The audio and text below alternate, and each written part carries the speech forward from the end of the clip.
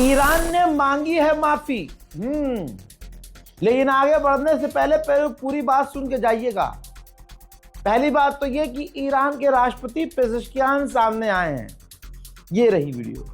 सामने आकर उन्होंने माफी मांगी है।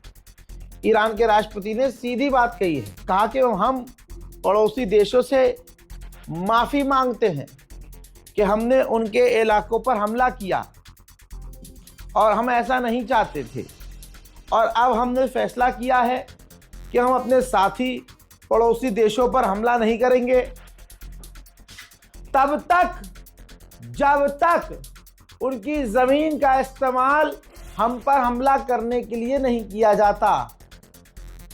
अब आप कहेंगे भाई बात तो घूम फिर वहीं आ गई। हाँ, ये ईरान है भाई साहब, कब घुमा कर पटकी मार दे पता ही ना चले। बात तो वही हो गई। पेज़ेश्कियान ने कहा कि अगर आपकी जमीन का इस्तेमाल किया जाएगा तो तब देखा जाएगा, लेकिन अगर आपकी जमीन का इस्तेमाल हमारे खिलाफ नहीं हो रहा है तो हम हमला नहीं करेंगे। तो भाई इस्तेमाल अमेरिका अरब देशों को तो करता ही है, तो इस माफी का क्या मतलब है वो नहीं पता।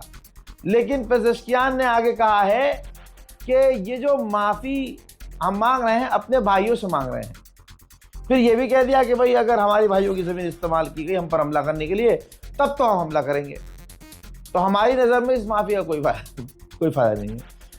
उधर पेज़ेश्कियान ने कहा है कि अमेरिका जो हमारे सरेंडर का ख्वाब देख रहा है कि हम झुक जाएंगे, तो ये ख्वाब लेकर वो कब्र में चला जाए।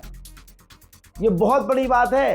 राष्ट्रपति ने कहा है ईरान के कि अमेरिका जो सरेंडर करने का ख्वाब देख रहा है हमारे, वो ख्वाब कब्र में लेके जाए। ईरान की माफी का रिजल्ट, दुबई एयरपोर्ट पर ईरान का ड्रोन हिट हुआ, नुकसान हुआ। दुबई के एयरपोर्ट पर डिफेंस सिस्टम जो लगा हुआ है वो भी काम नहीं किया।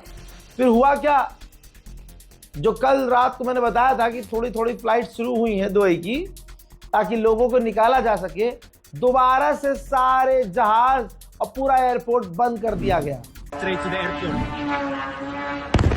Oh my God.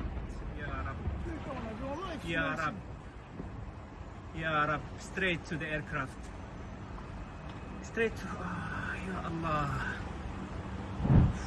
Saudi Arab ने कहा कि ईरान की तरफ से जो पूरे इलाके पर हमला हो रहा है उससे कोई फ़ायदा ईरान का नहीं हो रहा है और कोई स्टेबिलिटी और सिक्योरिटी हासिल नहीं हो रही है ईरान को।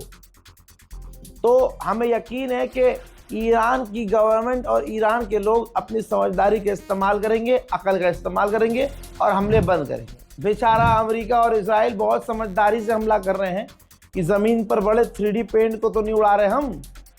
इस बार बहुत चेक करके ईरान के सुखोई कार्गो जहाज़ और दूसरे कार्गो जहाज़ों को अमेरिका और इजराइल ने मिलकर उड़ाया है। IRGC कमांडर ने कहा कि स्ट्रेट ऑफ होर्मुज़ में जो भी जहाज इजराइल और अमेरिका से लिंक्ड होगा हम उसको निशाना बनाएंगे और बनाते रहेंगे। ما کشتی برخورد میکنیم. یکی کشتی‌های وابسته به رژیم آمریکا که حتما میزنیم اگر بخوان تردد کنن از اونجا، برای کشتی‌هایی که وابسته به رژیم صهیونیستی هست. همه کشورها با هر پرچمی، با هر پرچمی فقط 2 تا پرچم اینجا حق ندارد به اهتزاز در بیاد. یکی پرچم آمریکاست، یکی پرچم رژیم صهیونی. इजराइल ने एक उज़्बेकिस्तान के व्यक्ति को अपने मुल्क से गिरफ्तार किया है। जो उज़्बेकिस्तान का व्यक्ति इजराइल में था और ईरान की मिसाइलें जो इजराइल को फाड़ रही थी, उन मिसाइलों के गिरने की और डैमेज की वो वीडियो बना रहा था।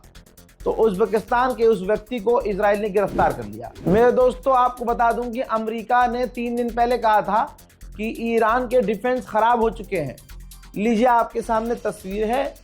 ईरान ने एक और अमेरिका के MQ-9 रीपर एडवांस खतरनाक ड्रोन को अपनी मिसाइल से मार गिराया है।